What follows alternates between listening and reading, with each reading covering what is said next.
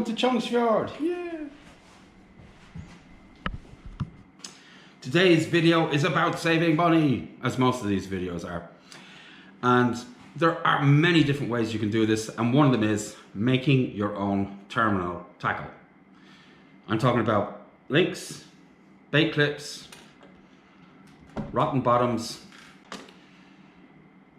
and quick links. Yes, that's what it's about. You can make a lot more than that, but that's what this video is about. And in the future, I will be doing more of this type of thing.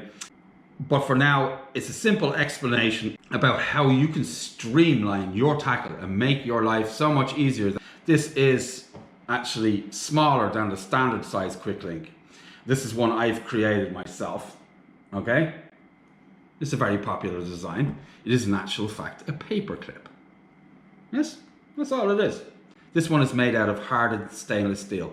Even though this one that I created is approximately half the size of a standard quick link you can get, it still will not pass through the eyes of all my rods. So if I'm jumping reels around from rod to rod, I have to cut the links off the end. Now somebody's going to say you shouldn't leave the links on the end anyway because they break the tip rings when you wind it through. Well, to this I say pay attention. That's all I can say. It saves me time and it saves me money. Sure, if you're careless and you wind that clip through the tip ring of your rod too aggressively, it will crack the tip ring on your rod. That's being said, this is a choice you're going to make whether you like it or not. This is a choice that you have to make. I have made this choice. I haven't never broke a tip ring on any of my rods doing this, just to say, okay? But if you are inclined to forgetting stuff, perhaps this is not for you. But if you are on the ball, by all means, copy what I'm going to do.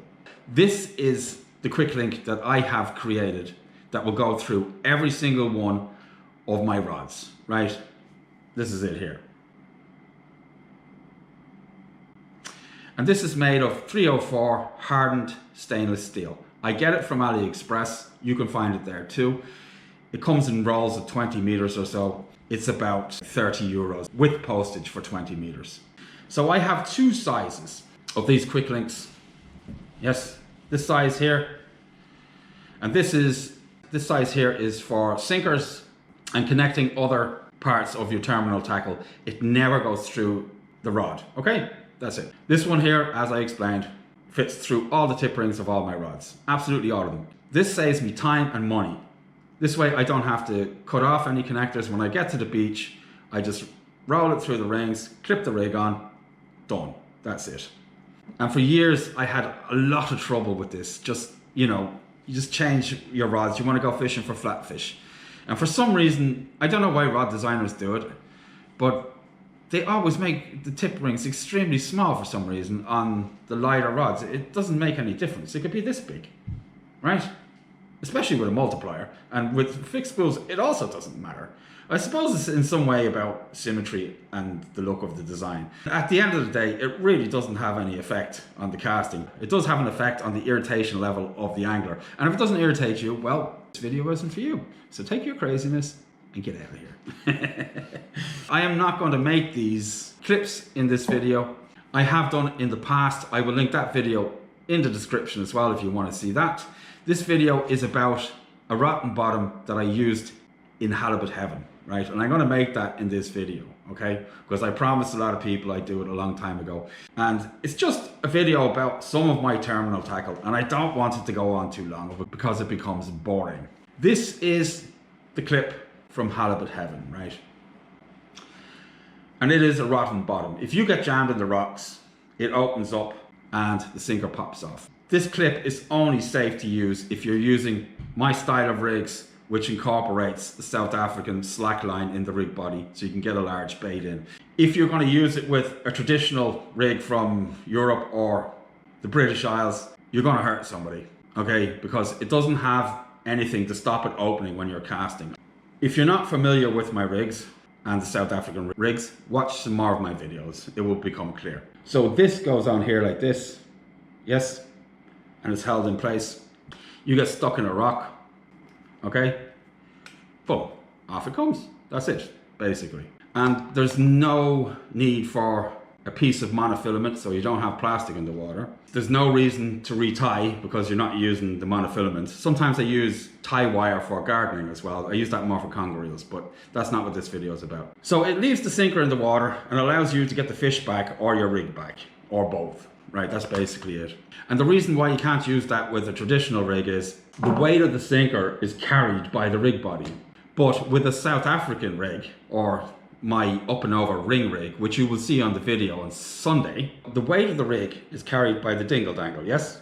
And not the rotten bottom. Okay, that's what I'm saying here. So the rig body will come off this rotten bottom, but the weight of the rig and the bait when it's casting is on the dingle dangle, okay? And I'll link the build for the dingle dangle in the description as well. There are many types in there. I will link this one, it will be in the description. If you want to know some more types, just go into my playlist, there's a whole bunch of them in there. So this clip is unsafe to use on traditional rigs, okay?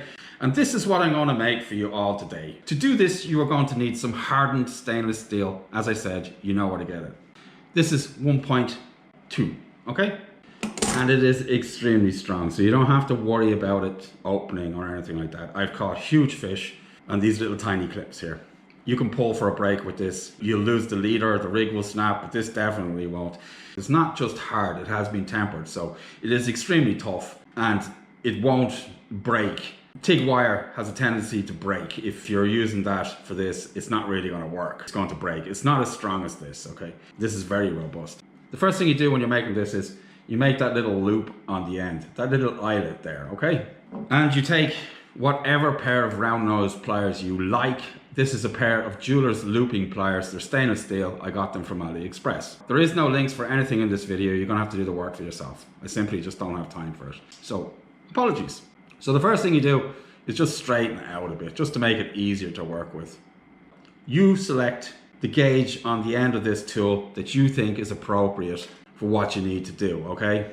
And I would say it's this one here, 3 millimeters, okay? And you take it, you clamp it down as hard as you can, okay? And you just bend the loop into it. It's quite simple.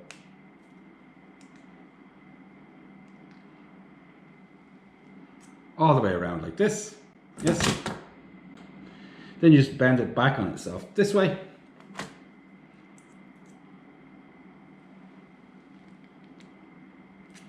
And then it looks like that. Okay, now you just close it. There it is, closed it. Okay, you can do more with another pair of pliers, but this will do for me for now anyway. Now we are almost there. This is so simple, it's unbelievable. So you take the same 3 mil part and you just bend it, keeping it flat, okay, like that. You just bend it around all the way until it meets itself, like this, okay? That's it. Here comes the tricky bit, and it's not really tricky. Make sure everything is lined up, that it's not bent out of shape or anything. So you want this last piece to bend right in the middle of the loop, if you can. It's not that critical, but it's nice, right? And so the way I do this is, and this will help some people out, when you're bending this, where you place the tool, yes, and when you bend it, it will add a little bit of extra to it, like because of the diameter of the steel and the diameter of the tool. It's as simple as that. You will see when you try it, and then you go, all right, and then you start again. It's okay, this stuff is very cheap, so if you waste a bit, there's no harm in it, right? And also, it's good for your hands, it's good for your mind, so learning stuff is good for the brain. It's as simple as that. So then you take it, I like to put it, right, I like to place the tool right, this is so hard to explain, but right in the middle of this, I put that edge there, right? So it comes in, when I bend it around, it's going to come in the center of that hole there, right? Simple. So then I just take it and I bend it. And there we have it, just about midway of the hole there. Then I take my clippers. This metal is quite hard, and I suggest you get a pair of little baby cutters like this. You just get it and you clip it off, right? Then you bend it so it works cleanly for you. It is a good idea to wear goggles when you're doing this. So that is basically it, yeah?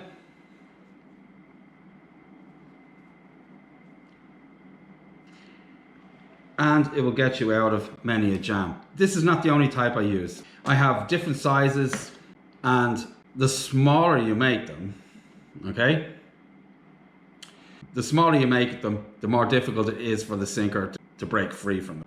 If I need them to hold more aggressively, I just use a small one, and if I need them to come loose more easily, I just use a bigger one. It's as simple as that. So if you want the fish to drop the sinker as soon as it picks the lead weight up, you just use a big one. And if you want to use it, say, for a rod and bottom, just use a small one, right? And this will not come loose very easily, but this one will. These will save you a whole bunch of money and a load of fish. So I'm Billy. This is Billy sharing the wealth. Wherever you are in the world, remember, I'll see you on the beach. Bye.